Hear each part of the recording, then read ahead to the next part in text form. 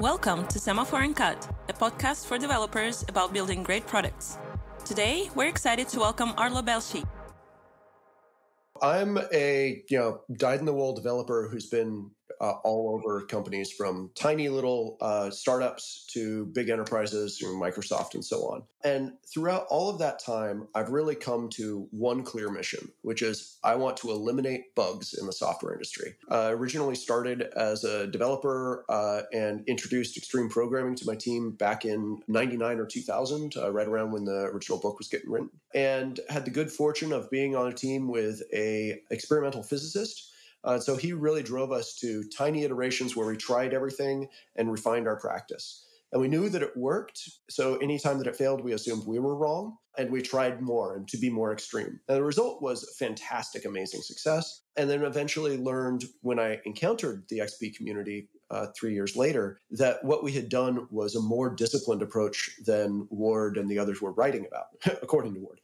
So I then started talking about it at conferences. So from that, when I was at Microsoft, I really hit on, with them, they really hit on this concept of backwards compatibility, which they take to an absolute extreme. You will not fix a bug that's been there for 15 years because someone somewhere is depending on it. So you instead make it so that you'll fix it for future people, but that one customer gets to keep that bug, right? And they're really, really skilled at navigating this bug-for-bug compatibility. Microservices architecture is all the rage these days. But do you know what it really means and how to implement it to empower your teams to make the best decision for the problem at hand? On the Semaphore blog, you can learn about microservices and how to take advantage of features like test reports, on a repo, and Docker support to build, test, and deploy your microservice application at scale. Head over to semaphoreCI.com/blog for more information. And happy reading. Can you maybe describe what typical situation in the team which you are working with, and has that changed over the years? I find that companies that are still searching for market fit, honestly, the code base isn't slowing them down that much. They may be slowing them down, but it's not slowing them down critically, and bugs certainly aren't. Because they're still looking for fit, when they discover that something isn't working, they tend to throw it out anyway, because it's not actually aligning with what the customer wants. And so they don't end up building piles and piles of technical debt. But at some point, a company finds market fit, and then it starts growing. And so once they've found fit, they now need to maintain some aspect of their system while changing other aspects of their system. And that's where things get interesting. And then they're doing that while growing. And so the first product was built by one team, and that team owned everything. And so all interactions, no matter where they went in the code, were within the team. As soon as they grow, they split to 2 teams and then to 4 teams, and then however big they grow. Every time they split, effectively they cleave the code base because they have teams that own different responsibilities. And so now code that used to call other code within a team's responsibility is calling across a team boundary. And those team boundaries don't exist in the code yet because the code was written assuming one team or 2 teams or however much. And so there's this stress placed on the system where suddenly was okay and even advantageous before, have everything directly call what it needs so that we can rapidly change it and find the market fit, is now a problem because that results in huge contention between teams and spooky action at a distance and bugs and bugs and bugs and all the integration problems that we all know and hate. So I work with teams that have gone through that transition. And the problem is that the set of habits and norms that made us very successful before that transition are exactly the things that cause problems in that transition. And no team can just on a dime magically transform its culture to be a 180 reversal of what it has been, right? So it takes them several years to even realize that they have a problem, to start making those changes. Often a leadership change happens around that time and is a necessary part of changing that culture. What are maybe some advices that you would give to the leadership, which is, now in charge and they are embarking on that journey? They are going to go from, let's say, 30 to 130 engineers in the next 12 to 18 months. So from a leadership perspective, the first failure that I see people often make is to try and identify, here's the new North Star. And it's actually the first shift is that we've shifted from, when going after market fit, one North Star is a huge competitive advantage because it helps us run those experiments. But once we've found market fit and we're trying to grow, one North Star gets in the way. And so what we need to start looking at now is dynamic self-adapting systems that are going simultaneously in multiple directions at once. And in fact, often competing with each other, like where it's going in two opposing directions at the same time. And then one of those is going to die. And somehow the whole system and all the people involved are going to transition, right? So that's the first part, is to start shifting away from North Star direction, clear guidance, and into this adapting system that's going in multiple directions at once. And that's a fundamental leadership shift. It's very challenging to do. And it's not just the exec who changes there. They have to change 180, but everyone underneath, all the way down to the individual developer, changes significantly to adapt that. That results in a tremendous distribution of ownership away from what has been a directive visionary founder to the whole team. You said multiple directions that might end up, working against each other and, competing and all of that. And I have some ideas what those might be, but maybe some listeners might be guessing the same way that I do. Can you give some examples? Sure. So one very specific example, this is from a company that I was working at that had already gone through that transition. So they had 130 teams. They'd broken the group into 130 different Scrum teams, they called them, but it was, like 6, 8, 10 people on a team, right? So total of around 1,000 developers. And we were working with those teams to figure out what the technical debt problems were and what they needed to work on and so on. And at one point, my partner, transition partner, collaborator there, had a brilliant idea of really getting some data and analyzing it and so on. We went and surveyed each team and asked them what were the top 3 obstacles to going to frequent deployments and frequent deliveries, code-based, cultural, whatever they were. What were the top 3 that were in their control that they needed to do something about? Maybe they needed some resources. Maybe they were already working on it, but just that they were theirs. And what were the top 3 that were in the context that they needed someone else to deal with it because they're impacted, but it's out of their control, right? And we ran it together, put together the data, clustered and everything. The thing that had the greatest number of teams voting for it had 6 teams. Out of 130, the largest one had 6. The median had 1, which means that more than half of the things that were the major obstacles blocking teams, they blocked exactly 1/130th of the team. So there was no direction that leadership could give that would be right, because anything you state at best is a correct answer for 6 of your 130 teams. And for the other 124, it's irrelevant, right? And then it's really interesting when we looked at the 6, because the 6 was related to unit testing, which is not surprising that that's the top one there. We found that 4 teams identified the problem as theirs. 2 teams identified the problem as not theirs. The difficulty with unit testing was because other teams' code impacts prevented them from doing it, right? So they needed other teams to have it solved. Of the 4 teams that were doing it local, they split.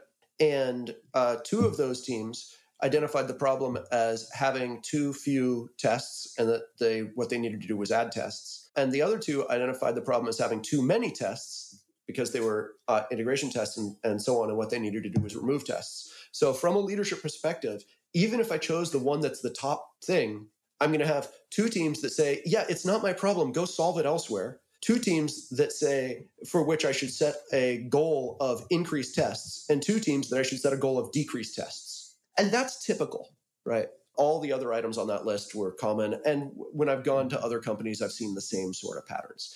And so you can't pick a North Star. There's no direction as a leader that you can say that will look anything but foolish. So it's all about empowering the group to identify the problems locally and address them. Then there's the challenge of, once we've had that insight of we need to make a self-adapting system, how do I grow that at my company? Like, how do I actually create that?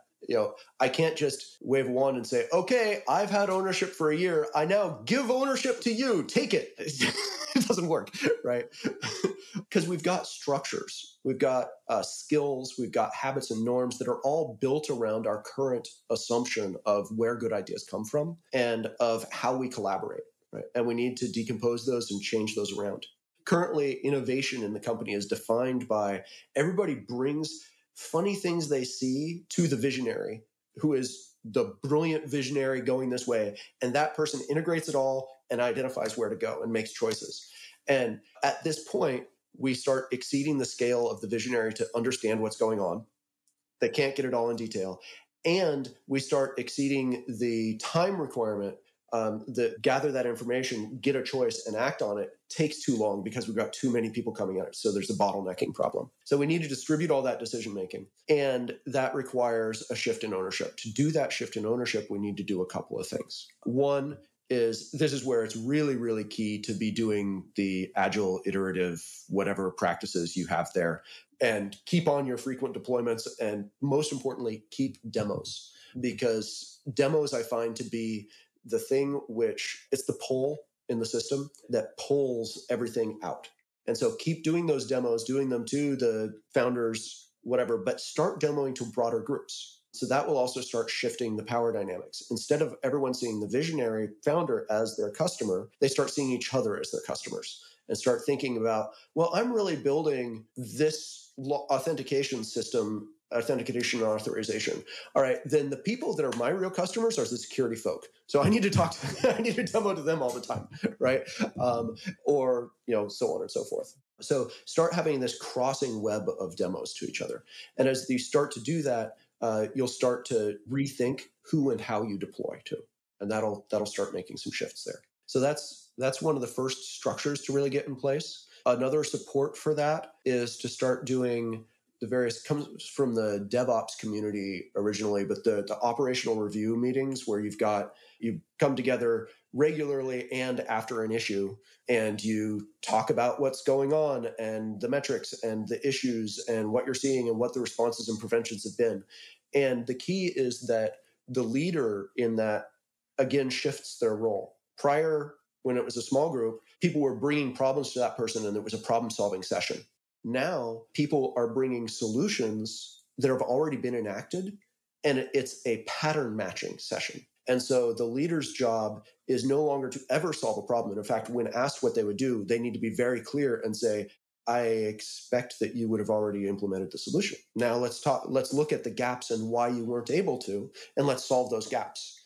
Can you give us an overview of what are some of the ways that you help teams? Teams these days generally know how to write tests. They know how to build pipelines. They know how to deploy to clouds. They know how to do all of these sorts of things. But there's one skill that a team needs that prior experience of the company to that point has not taught them. And that is bug for bug compatibility. That gets back to that Microsoft thing. That is, how do I change code in a way that I don't just believe is going to be safe, but in a way that I can guarantee will not accidentally fix a bug that I don't know exists, maintains full backwards compatibility, including for behaviors that I don't know about. And that's a whole new level of proof.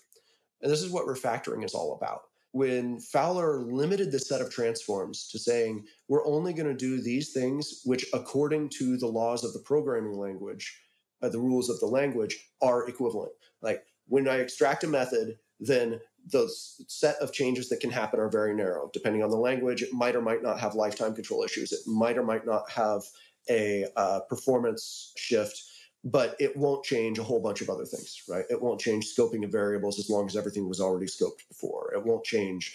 right? And so you can use those refactorings to start constructing these provable transformations. And that's the key set of skills. I call it disciplined refactoring. It's how to really change code to start making it testable, to start introducing those boundaries between teams, to start all of the problems that we've been talking about here. To address them, you need to shift the code. You need to start isolating things. You need to start separating things. And disciplined refactoring is the key ability to do that. And the industry has sort of picked up TDD, but hasn't really picked up refactoring as much. And the problem is TDD limits you to working on the code as it is. And it only makes the code, it doesn't make the code any better. It makes the code clearer and it shows you where you have problems. But then you can't write a good test. TDD doesn't help you. What helps you is refactoring. And what are maybe some most common patterns that you see? The common problems out there, the two most common, are illegible code and spooky action at a distance. And both of those come from the way that companies grow, right? It's that the code used to be within one team and then effectively split between a couple of teams. And so what was a local obvious interaction became a foreign, unexpected, unknown interaction, right? And so the code is now filled with all of those, and I make one change over here and I break that team. Spooky action at a distance, right? And then the other is similarly, like I've got a set of code. It has grown and evolved over time. It started out nice and neat. Thinking of one at Microsoft that started out with a clear definition, small function. It was about 30 lines of code, very clearly did exactly one thing. And then every little feature and functionality that people needed to add turned out to also add something in there because this was doing input handling. And so when we came to start really working at it, they had made one shift to take it from 30,000 lines of code. They'd successfully split it to two near identical copies that were 22,000 lines of code each and made long jump calls back and forth between the bodies of the two methods. Like it's that gnarly that you often have that sort of just completely illegible code and trying to figure out what to do and how to read it. And so we have specific techniques to help with those. For the illegible code, it's read by refactoring. You cannot read 30,000 lines of long jump, direct C, low-level code. It's illegible. But if you start identifying blocks that don't have any go-tos and aren't crazy, and you extract them and you give them a name, right? And you start working through the naming as a process sequence, you can start having insights one at a time and recording them back in the code where they help you have the next insight, right? And so that gets you iteratively towards legible code. And it allows you to spread understanding code over as long a period as you need. Like you can understand the part you need to change and hide the rest and understand a little bit of it next time you need to. So that's for illegible code. And then for spooky action at a distance, the key is first to solve the illegible code problem. People often don't. Once you do that, you've started to do a lot of the chunking. And so now it's often about collecting problems or collecting things. And so you'll have chunks that have been pulled out over here and chunks that have been pulled out over there on that team. And you need to sort of trade some chunks. I need to hand some to you. You need to hand some to me. But because they're chunked from the process of naming as a process and getting them understood, we can hand them back and forth and we can simplify that API boundary.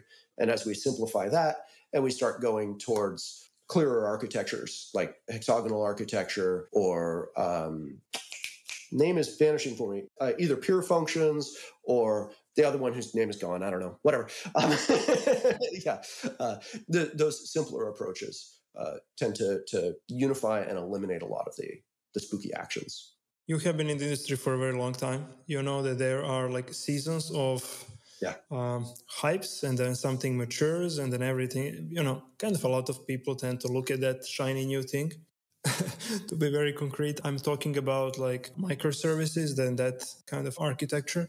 As you were talking about this split that happens, there is like maybe we can do a bit of a pattern matching there, that some people would want to own the realm of the code, and then interfacing with other people is defined, and those services are separate. And I hear a lot of people being very attracted, to moving in that pattern. And it's not for me to judge, but in a lot of situations, that's maybe not the first next step that you need to do.